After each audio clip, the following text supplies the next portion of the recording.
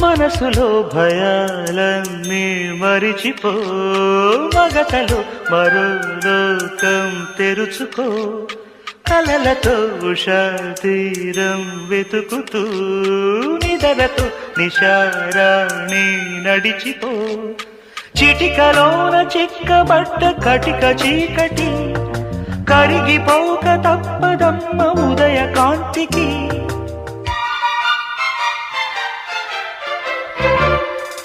జామురాతిరి జాబిలమ్మ